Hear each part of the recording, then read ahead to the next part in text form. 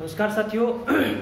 आज हमारे जो महत्वपूर्ण क्वेश्चन होंगे उनमें पॉलिटिकल साइंस के क्वेश्चन होंगे जो आपको हर जगह काम आएंगे। रिट में भी काम आएंगे, पटवार में काम आएंगे, राजस्थान पुलिस में और कई पेपरों में काम आएंगे। जैसे दिल्ली पुलिस की बात करूं तो पॉलिटिकल साइंस का चैप्टर लगभग करीब करीब पेपरों में आता है। तो पॉलिटिकल साइंस में कितने क्वेश्चन हैं और जो आपको आते हैं, जो आज बताऊंगा उनमें से, तो आप उनका आंकलन करिए जल्दी से जल्दी और अपनी नोटबुक लेके बैठ जाइए और साथ साथ उनको लिखते जाइए। तो आज भी उतने ही क्वेश्चन बताऊंगा, 25 क्वेश्चन होंगे और ये 25 क्वेश्चन किसके होंगे भी? पॉलिटिकल साइंस के होंगे ये 25 क्वेश्चन। और इसमें देखिए आपको कितने आते हैं, ठीक है। तो क्वेश्चन नंबर एक है, भारतीय राष्ट्रीय कांग्रेस के कराची अधिवेशन 1931 की अध्यक्षता, भारतीय राष्ट्रीय कांग्रेस के कराची अधिवेशन 1931 की अध्यक्षता किसके द्वारा की गई? भारतीय राष्ट्रीय कांग्रेस के कराची अधिवेशन 1931 की अध्यक्षता किसके द्वारा की गई? हाँ, कांग्रेस का जो कराची अधिवेशन था उसकी अध्यक्षता किसने करी थी? तो किसने करी थी भैया? सरदार वल्लभ भाई पटेल ने करी थी अध्यक्षता। और सरदार वल्लभ भाई पटेल की विश्व की सबसे ऊंची मूर्ति बनी हुई है statue of unity, Bharuch Gujarat में साधु बेटा द्वीप है और नर्मदा नदी में बनी हुई है। नर्मदा नदी का द्वीप है साधु बेटा द्वीप। क्वेश्चन नंबर 2, वित्त आयोग में अध्यक्ष सहित कितने सदस्य होते हैं? वित्त आयोग में अध्यक्ष सहित कितने सदस्य होते हैं? तो वित्त आयोग में अध्यक्ष सहित कितने सदस्य होते हैं भी? नोट करिए इसको, 1 + 4 5 अध्यक्ष और 4 सदस्य होते हैं तो 5 होते हैं। नेक्स्ट क्वेश्चन,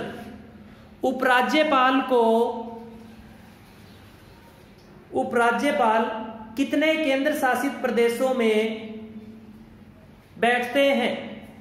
उपराज्यपाल कितने केंद्र शासित प्रदेशों में बैठते हैं?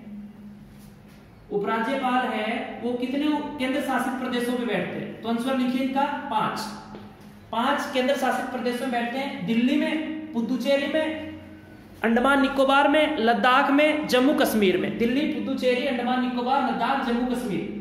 क्वेश्चन नंबर 4, राज्यपाल को शपथ किसके द्वारा दिलाई जाती है? राज्यपाल को शपथ किसके द्वारा दिलाई जाती है? राज्यपाल को शपथ कौन दिलाता है? तो उस राज्य का, आंसर लिखिए, उस राज्य का मुख्य न्यायाधीश, हाईकोर्ट होता है उस राज्य का, उसका जो चीफ जस्टिस होता है, मुख्य न्यायाधीश होता है, वो उसको शपथ दिलाता है। क्वेश्चन नंबर 5, हाँ, ऐसा सदन जिसको भंग नहीं किया जा सकता, ऐसा सदन जिसको भंग नहीं किया जा सकता किंतु समाप्त किया जा सकता है, वह कौन सा है? ऐसा सदन जिसको भंग नहीं किया जा सकता किंतु समाप्त किया जा सकता है, वह सदन कौन सा है? तो आंसर लिखिए, कौन सा सदन है भी वो? हाँ, विधान परिषद। विधान परिषद को भंग नहीं कर सकते हैं किंतु इसको समाप्त कर सकता है कोई भी स्टेट, तो विधान परिषद। क्वेश्चन नंबर 6, अगला क्वेश्चन लिखिए, भारतीय न्याय प्रणाली में PIL, भारतीय न्याय प्रणाली में PIL है ना, पब्लिक इंटरेस्ट लिग्नेस्टिक, लोकहित मामला या जनहित याचिका किस मुख्य न्यायाधीश के समय जोड़ी गई?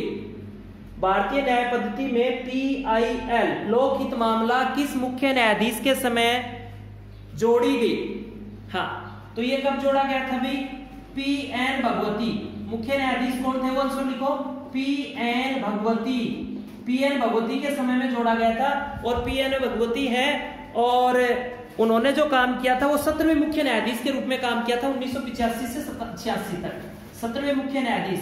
और ये अपना राजस्थान पुलिस SI का पेपर था लास्ट 2018 में, उसमें पूछा गया था क्वेश्चन PIL।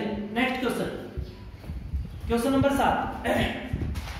नंबर 7 लिखिए, भारत के दूसरे दलित राष्ट्रपति कौन है? भारत के दूसरे दलित राष्ट्रपति कौन है? भारत के दूसरे दलित राष्ट्रपति, तो आंसर लिखिए, रामनाथ कोविंद जो वर्तमान में राष्ट्रपति है, दूसरे दलित राष्ट्रपति है। एक बार पहले बढ़ चुके हैं KR Narayan, next question, question number 8, Bhopal gas रिसाव कांड, भोपाल गैस रिसाव कांड किस प्रधानमंत्री के समय हुआ? भोपाल गैस रिसाव कांड किस प्रधानमंत्री के समय हुआ? तो भोपाल गैस रिसाव कांड है वो किस प्रधानमंत्री के समय हुआ था भाई? हाँ, तो क्वेश्चन नंबर 8 है ये, तो राजीव गांधी। भोपाल गैस रिसाव कांड किसके समय हुआ था? राजीव गांधी के समय में हुआ था, 2-3 दिसंबर 1984 को। नेक्स्ट क्वेश्चन, क्वेश्चन नंबर 9, किसी भी सदन में मंत्रियों की संख्या 15% हो सकती है। किसी भी सदन में मंत्रियों की सदस्य संख्या 15% हो सकती है किस संविधान संशोधन के तहत? किसी भी सदन में मंत्री परिषद की सदस्य संख्या 15% हो सकती है किस संविधान संशोधन के तहत? तो आंसर लिखिए 91वां संविधान संशोधन 2003 के तहत, 91वां संविधान संशोधन 2003। क्वेश्चन नंबर 10, वर्तमान उपराष्ट्रपति वेंकैया नायडू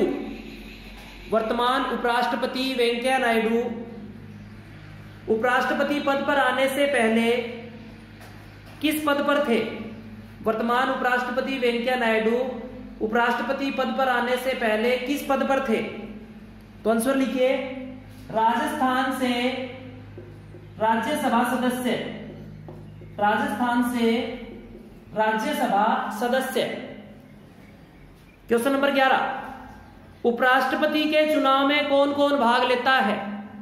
उपराष्ट्रपति के चुनाव में कौन कौन भाग लेता है? उपराष्ट्रपति के चुनाव में कौन कौन भाग लेता है? तो आंसर लिखिए, शाबाश, सही है आपका। हाँ, दोनों सदनों के सभी सदस्य, संसद के दोनों सदनों के सभी सदस्य, है ना। 545 प्लस 245 इक्वल टू 790, संसद के दोनों सदन के सभी सदस्य। क्वेश्चन नंबर 12, हाँ अगला क्वेश्चन, भारतीय संसद में एक विशाल मेज रखी है। भारतीय संसद में एक विशाल मेज रखी है जिस पर आवश्यक दस्तावेज रखे जाते हैं। भारतीय संसद में एक विशाल मेज रखी है जिस पर आवश्यक दस्तावेज रखे जाते हैं। उस मेज को क्या कहा जाता है? उस मेज को क्या कहा जाता है? संसद में एक मेज है जो दस्तावेज रखने के काम आती है, उस मेज को क्या कहते हैं? तो आंसर लिखिए table of the house. Table of the house, हाँ, टेबल ऑफ द हाउस, इस नाम से उसको जाना जाता है। मित्रों, बहुत महत्वपूर्ण क्वेश्चन है। कई बच्चों ने तो सुने भी नहीं ऐसे क्वेश्चन, और बहुत स्टैंडर्ड के क्वेश्चन है जो बड़े बड़े पेपर में पूछे गए। और आज कोई भी पेपर है वो लो लेवल का नहीं रहा है, तो इसलिए ऐसे क्वेश्चन पढ़ने जरूरी है। और आप फॉलो करोगे इसको और आगे भी शेयर करोगे तो ऐसे क्वेश्चन बहुत ज्यादा मिलेंगे आपको। हम आपकी और पढ़ाई में कोई कमी नहीं आने देंगे, बहुत बढ़िया बढ़िया चीजें आपको और पढ़ाएंगे। तो नेक्स्ट क्वेश्चन नंबर है 13। देखिए, संविधान संशोधन से संबंधित कौन सा अनुच्छेद है? संविधान संशोधन से संबंधित कौन सा अनुच्छेद है? संविधान संशोधन से संबंधित कौन सा अनुच्छेद है? हाँ, ये बहुत बार पूछ लिया जाता है। तो अनुच्छेद 368। संविधान संशोधन से संबंधित कौन सा अनुच्छेद है? अनुच्छेद 368। क्वेश्चन नंबर 14, हाँ लिखिए, संसद के दोनों सदनों की संयुक्त बैठक किस अनुच्छेद के तहत? संसद के दोनों सदनों की संयुक्त बैठक किस अनुच्छेद के तहत राष्ट्रपति द्वारा बुलाई जाती है? संसद के दोनों सदनों की संयुक्त बैठक किस अनुच्छेद के तहत राष्ट्रपति द्वारा बुलाई जाती है? तो अनुच्छेद 108। हाँ, 108 पे कॉल करोगे तब एम्बुलेंस आएगी। तो अनुच्छेद 108, दोनों सदनों की संयुक्त बैठक। क्वेश्चन नंबर 15, कार्यवाहक राष्ट्रपतियों में सबसे कम कार्यकाल वाला राष्ट्रपति कौन बना? कार्यवाहक राष्ट्रपतियों में सबसे कम कार्यकाल वाला राष्ट्रपति कौन सा बना? हाँ, सबसे कम कार्यकाल वाला तो मोहम्मद हिदायतुल्लाह, आंसर लिखिए मोहम्मद हिदायतुल्लाह। और इन्होंने काम किया था हिदायतुल्लाह ने 1 माह 4 दिन बस। कार्यवाहक की बात कर रहा हूं भैया मैं, कार्यवाहक राष्ट्रपति बने उनमें सबसे कम है मोहम्मद हिदायतुल्लाह का।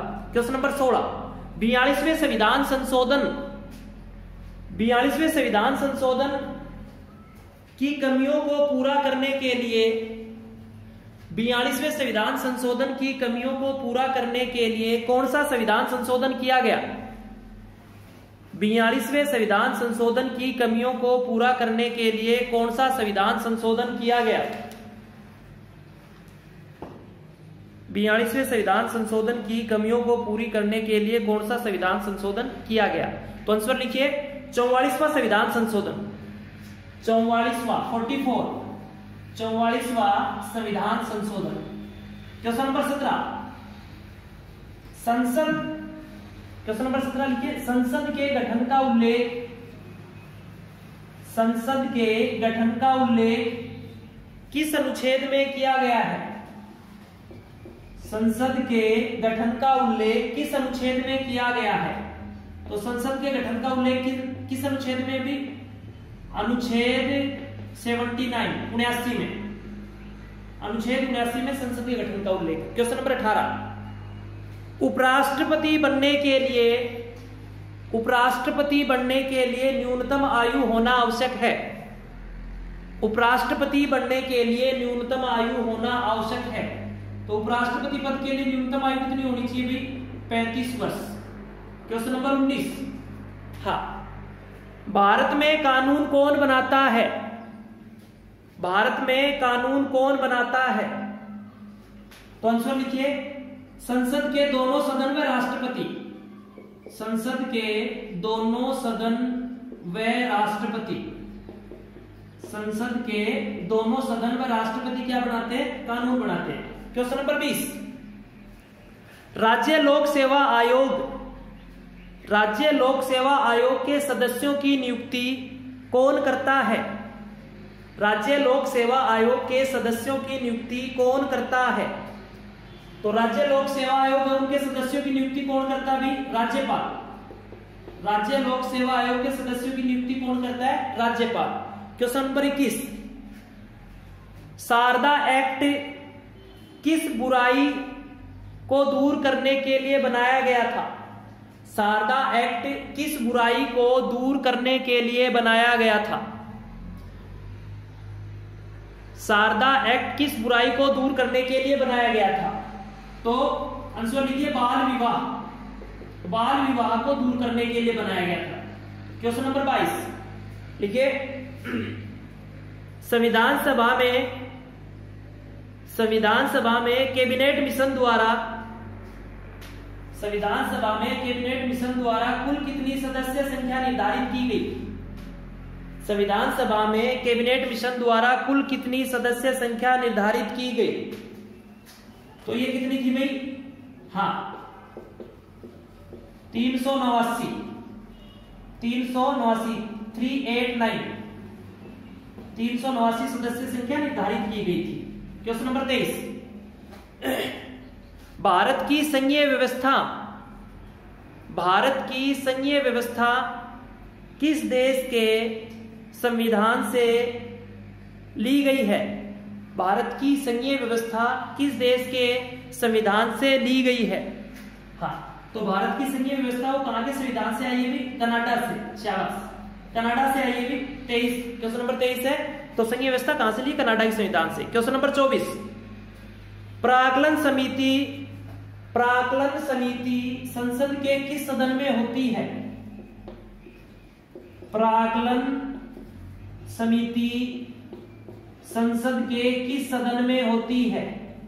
तो प्राक्कलन समिति संसद के किस सदन में होती है? भी लोकसभा में। प्राक्कलन समिति किस सदन में होती है? लोकसभा में। और ये लास्ट क्वेश्चन है आपके लिए नंबर 25। हाँ लिखिए भारतीय संविधान में, भारतीय संविधान में संशोधन करके, भारतीय संविधान में संशोधन करके किस संशोधन के तहत, भारतीय संविधान में संशोधन करके किस संशोधन के तहत सिक्किम को राज्य का दर्जा दिया गया। सिक्किम को राज्य का दर्जा दिया गया भारतीय संविधान में संशोधन करके। और किस संविधान संशोधन के तहत सिक्किम को राज्य का दर्जा दिया गया? ये क्वेश्चन का जवाब देना है आपको और नीचे कमेंट बॉक्स में कर दीजिए। और जल्द ही आपको नए नए टॉपिक मिलेंगे, तो आप इसको फॉलो करते रहिए और आप अपना आंकलन करिए कि ये 25 में से कितने क्वेश्चन सही हुए हैं और ये 25 क्वेश्चन का आंसर क्या होगा इसका।